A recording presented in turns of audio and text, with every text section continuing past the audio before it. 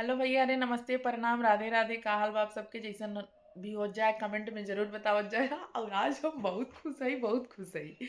काहे खातिर खुश हई कि भैया हम एक गारी गीत गा के डाले रहे, तो ओह पे कमेंट आए बाटे कि भाभी महेंद्र के नाम से गावा गारी ना। तो स्क्रीन पर आप सब देख सकत है, नहीं तो कहा कि झूठा ही कहा तही।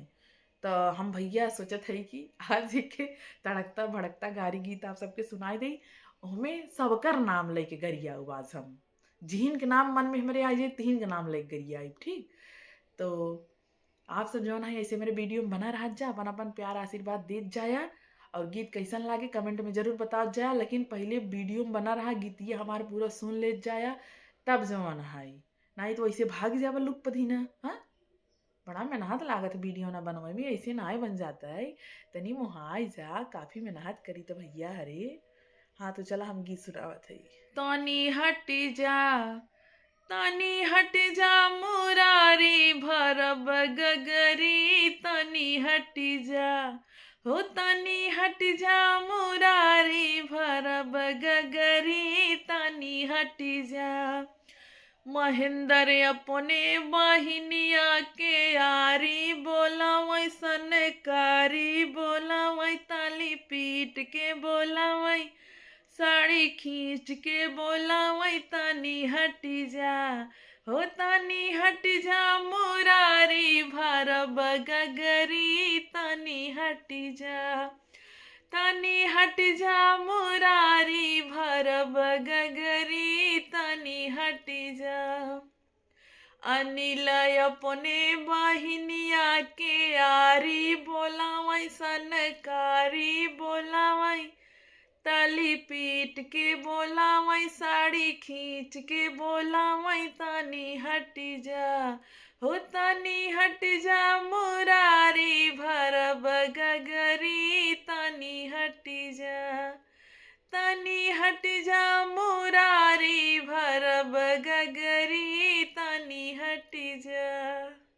सुनीला अपने बहिनिया के आरी बोला वही सनकारी, बोला वही ताली पीट के, बोला वही साड़ी खींच के, बोला वही तानी हट जा।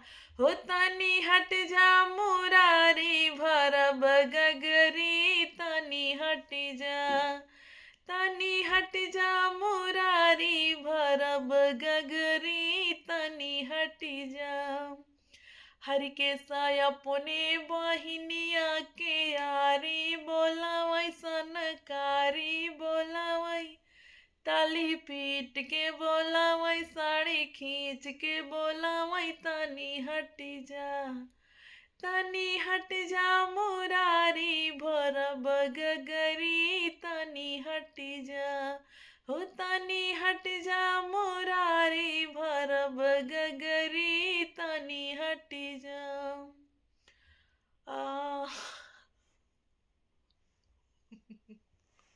इनहु गाँव जात रहे, लेकिन हम कहे जाए तो नाम ना लेवे चाहिए भतारी के ना। ले हमार बाला मुआ अपने बहिनिया के यारी बोला वही सनकारी, बोला वही ताली पीट के, बोला वही साड़ी खींच के, बोला वही तानी हटी जा। कि तानी हटी जा मुरारी भरब गगरी, तानी हटी जा। हरे राम रे भरब गगरी। हाँ बलावा भर दई चला अपने बहनी के बलावा। चला, पहले ही नारक लगे वही भरा था गगरी। अच्छा हाँ तो समझ ही नहीं आई पे आवत यहाँ। हाँ।